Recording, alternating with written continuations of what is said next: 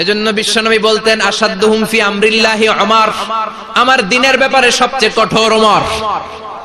বিশ্বনবী বলতেন আমার পরে কোনো নবী নাই, কোনো রাসূল নাই, তবে আমার পরে যদি কেউ নবী হতো আমার ওমর নবী হয়ে যেত। লা নবিয়্যা বা'দি ওয়ালা রাসূল, আমার পরে রাসূল নাই, কোনো নবী নাই, তবে লাউ কানা বা'দি নবিয়্যুন লাকানা ওমর।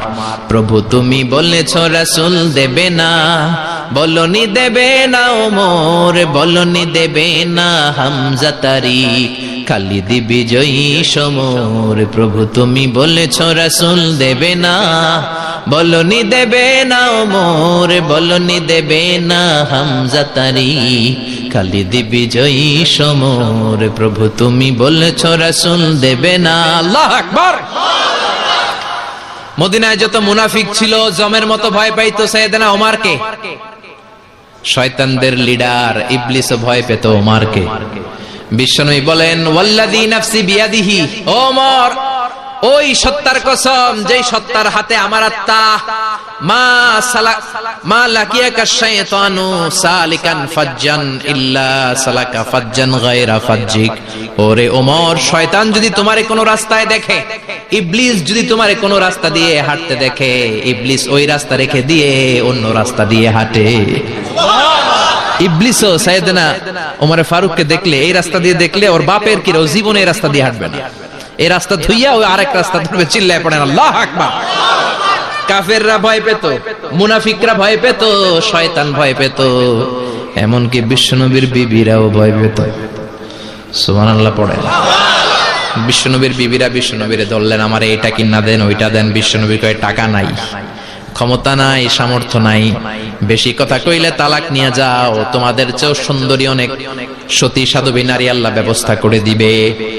বিবিরা মাঝে মাঝে খুনসুটি করতো, নবীরে ধরতো, এটা নাই ওইটা নাই, এটা দেন। একবার সব বিবিরা টাইট করে ধরছে, ও নবী আয়েশার ঘরে যেদিন থাকেন সাহাবারা বেশি হাদিয়া পাঠায় কেন, আমাদের ঘরে যেদিন থাকেন পাঠায় না কেন? কালকে জুমার নামাজের পরে ঘোষণা দিবেন সবার ঘরে সমান সমান হাদিয়া। নবী কয় আমি হাইতান্ন। ও মিয়া, কে হাদিয়া দিবে, কটুক দিবে, এটা কি ইমাম সাহেবের কাজ? ইমাম সাহেবের বাসায় কে কোন দিন কি খাওয়াবে, কি গিফট দিবে, এটা তো কে যে গিফট দিবে তার ব্যাপার। বিশ্বনবী বললেন আবু বকরকে সবাই ভালোবাসে, তাই আবু বকরের মেয়ের ঘরে যেদিন আমার ডেট পরে থাকার সময় ওই দিন হয়তো বেশি হাদিয়া পাঠায়, তোমাদের ঘরে পাঠায় না, আমার বলার কোনো সুযোগ। বিবিরা কয় না, আপনারে বলতেই হবে। নবী কয় আমি পারবো না, বিবিরা কয় পারবেন। ইন দ্য মিন টাইম দরজার উপর থেকে কে যেন সালাম দিল, আসসালামু আলাইকুম ওয়া রাহমাতুল্লাহ। বিশ্বনবী বললেন ওয়া আলাইকুমুস সালাম। বিশ্বনবী বুঝতে পারলেন সালামটা আমার ওমরের সালাম। বিশ্বনবী সালামের উত্তর দিয়ে বিবিদের দিকে তাকায়, দেখে একটা বিবি ওর সামনে নাই, সব উধাও, ভ্যানিশ হয়ে গেছে। ওই যে ওমর। সুবহানাল্লাহ পড়বেন না? এই জন্য ওমরকে শয়তানও ভয় পেত। আমাদের বাচ্চাদেরকে, আমার মেয়ে একটা মাত্র মেয়ে, খাইতে চায় না, শুধু আমার মেয়ে না, অধিকাংশ বাচ্চাদের এই অবস্থা। ওর আম্মু এদিক দিয়ে খাওয়ায়, আবার দৌড় দেয়, আবার আমি খাওয়াই, আবার কান্নাকাটি করে, বলে গল্প শোনাও, তাইলে খাবো। এখন গল্প শোনাইলেও খায় না। বর্তমান সময়ের ছেলে মেয়েগুলো এরকম, এত জ্বালাতন করে, খেতে চায় না তো বলতে হয় বাঘ আসবে, বাঘ, সিংহ আসবে, সিংহ, সিংহ মামা আসবে, ঘুমাও ঘুমাও, এগুলো আমরা বলি না? বড় দোষী এতে আপনারা কি বলেন? বাচ্চা যদি না ঘুমায়, না খাইতে চায়, এগুলাই তো বলে। বাঘ আসবে, বিড়াল আসবে। মদিনাতে ওমরে ফারুক যখন খলিফা, মদিনার কোন বাচ্চারা যদি না খেতে চাইতো, না ঘুমাইতে চাইতো, মদিনার মায়েরা বলতো তাড়াতাড়ি ঘুমাও, ওই যে ওমর আসতেছে, ওমর। আল্লাহু আকবার। কি শাসক ছিলেন সাইয়েদনা ওমর! সবাই সমান, উনার বিধান, উনার রীতি সবার জন্য সমান। মদ খাওয়ার অপরাধে নিজের কলিজার টুকরা ছেলে আবু শাহমাকে 80টা বেত মেরেছে। হাদিসটা দাঈফ, তবে শিক্ষা আছে আমাদের জন্য। 80টা বেত মেরেছে। এক রাওয়ায়াতে পাওয়া যায় বেত মেরে ছেলেটাকে আহত করে ফেলেছে, আর এক রাওয়ায়াতে পাওয়া যায় পিটাতে পিটাতে ছেলেটাকে দুনিয়া থেকে শেষ করে ফেলেছে। ছেলের মুখে গন্ধ পেয়েছে। আর শরীফতা খামরান, কিরে মদ খাইছস? কয় না বাবা, শরীফ তো নাবিজ, আমি নাবিজ খেয়েছি। নাবিজ খাওয়া যায়। নাবিজ হচ্ছে রাতের বেলা আরবরা দুধের মধ্যে শক্ত খুরমা ছেড়ে দেয়। 1 কেজি দুধের মধ্যে 10টা শক্ত খুরমা ছেড়ে দিলে সকালবেলা দুধের কালারটা সাদা থাকে না, শক্ত খুরমার রস টেনে ওটা লাল হয়ে যায়, খেতে বড় মজা। এটাকে বলে নাবিজ। কিন্তু সকালেই খেতে হবে। ওইটারে যদি 3 দিন জমায় রাখেন, 4 দিন জমায় রাখেন, ওইটাও গাঞ্জা হয়ে যাবে, ওইটাও তারি হয়ে যায়, মদ হয়ে যায়। সাইয়েদনা ওমরের ছেলে এই কাজ করেছেন, একটু তারির স্বাদ নেয়ার জন্য 4 দিন রেখে দিয়েছে। সাইয়েদনা ওমর বললেন, কি খাইছস? কয় মদ খাই নাই। নাবিজ খাইছস? এদিকে আয়। ইফতাহ ফামাক, মুখ খোল। হা করার পরে মুখের সামনে নাক নিয়ে গন্ধ দেখে, মদের গন্ধ, কলারটা ধরে মসজিদে নববীতে নিয়েছেন। ইন দা মিন টাইম মসজিদে নববীতে জোহরের নামাজ হয়। নিজের ছেলেকে মসজিদে নববীর উস্তুয়ানা বলে, উস্তুয়ানাতু মসজিদে নববী, মসজিদে নববীর পিলারে বেঁধেছেন। যেহেতু উনি খলিফা, মসজিদে নববীর ইমাম, জোহরের নামাজের ইমামতি করলেন। সালাম ফিরালেন, আসসালামু আলাইকুম ওয়া রাহমাতুল্লাহ, আসসালামু আলাইকুম ওয়া রাহমাতুল্লাহ। সালামের পর বললেন, মাকানাকুম ইনদানা হাদ, সুন্নতের পর বসে যাবেন, আমাদের একটা হদ আছে। আল্লাহর দেয়া যে বিধান, বিচার, এটাকে আরবিতে বলে হাদ, প্লুরাল হচ্ছে হুদুদ। আমাদের হুদুদ আছে, মানে গুরুদণ্ড আছে, বসবেন। হাজার হাজার মানুষ সবাই ওযু করে যখন ঢুকতেছিল, দেখে আবু শামা পিলারে বাঁধা। সবাই তো আশ্চর্য, কি আজীব তামাশা, প্রেসিডেন্টের পোলা বাঁধা। নামাজের পরে বাইরে আসার পরে হাজার হাজার মানুষ তাকিয়ে আছে। কানাঘুষা শুরু হয়ে যায়। সবাই বলে, কি হয়েছে? ওমর কয়, আমার লোকদের মধ্যে কানাঘুষা, প্রেসিডেন্টের ছেলে। কেউ কয় ওমর মনে হয় মারবে না, যেহেতু নিজের ছেলে তো একটু ধমকি টমকি দিয়ে ছেড়ে দিবে। কেউ কেউ বলে, না ওমর তো এত সহজ মানুষ না, মদের বিচার তো 80টা বেদ, মনে হয় 40টা মারবে। কেউ কয় না, 80টাই মারবে। ওমর চেয়ারে বসে জল্লাদরে ডাকলেন, বললেন, ইবদা বিসমিল্লাহ, নে চাবুক শুরু কর। বাইতুল মাল থেকে শক্ত সাইজের একটা চাবুক আনবি।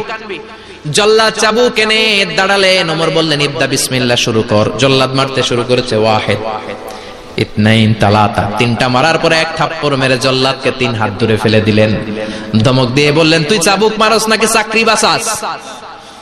আসলে জল্লাদ কিন্তু আস্তে মারে নাই, দেহের যত জোর ছিল জোর দিয়ে মেরেছে, কিন্তু ওমরের পছন্দ হয় নাই। ওমর বলে, আইন্দাকা তালাতা আইন্দে ওয়াহিদ, তোর হিসাবে চাবুক মারা হয়েছে 3টা, আমি ওমরের হিসাবে মাইর হয়েছে 1টা। চাবুক আমার হাতে দে, আমি 2 নাম্বার থেকে শুরু করি। ওমরে ফারুক 2 নাম্বার শুরু করলেন। 2, 3, এক একটা চাবুক মারে, ছুপ ছুপ করে চামড়া ছিলে, রক্তগুলো মসজিদে নববীর বারান্দার পিলারের মধ্যে লাগে। ওমরের চেয়ে শক্তিশালী দ্বিতীয় কোন পুরুষ মদিনার জামিনে ছিল নাকি? ওমরের হাতের মাইর। ছেলেটা চিৎকার দিয়ে বলে, বাবা, ও আব্বা, আর মদ খাবো না, ছেড়ে দেন, আর খাবো না। মদ তো আমি খাই নাই, আমি খেয়েছি নাবিজ, 3-4 দিন রাখার কারণে একটু মাতলামি হয়েছে আমার। আব্বা, এবারের জন্য ছেড়ে দেন, আর খাবো না। ওমরের কঠোর হৃদয়ে কোনো দয়া মায়া আসে না, মারতে লাগলেন। এবার আবু শাহামার মা, ওমরের বউ, পায়ের মধ্যে ওমরের পায়ে পড়ে ডেকে বলে, ওমর, আমার কলিজার টুকরা ছেলেটারে মারিস না।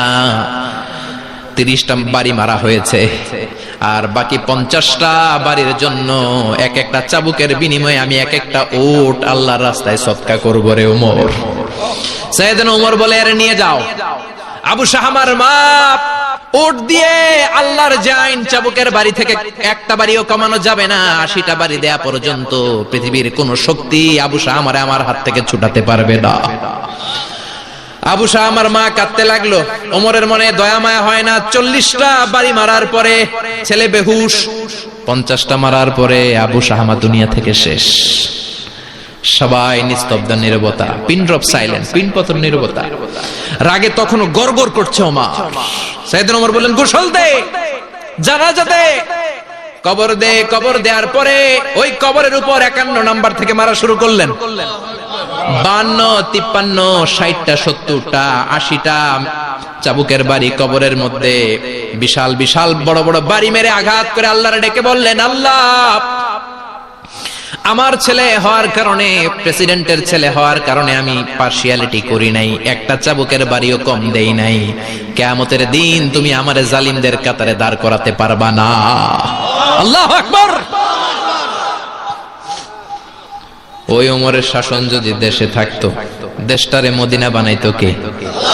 এখন রিকশাওয়ালার পোলার জন্য এক নিয়ম, প্রধানমন্ত্রীর পোলার জন্য আরেক নিয়ম, কুলিওয়ালা ঠেলাওয়ালার জন্য এক নিয়ম, প্রেসিডেন্টের মেয়ের জন্য আরেক নিয়ম। জোরে বলেন ঠিক কিনা? সবার জন্য যদি এক নিয়ম হতো, চুরি করলে যদি হাত কাটা হতো, জিনা করলে যদি পাথর মেরে গর্দানটা উড়িয়ে দেয়া যেত, বাংলার জমিনে আর কোনো চোর আর জিনাখোর পাওয়া যেত না।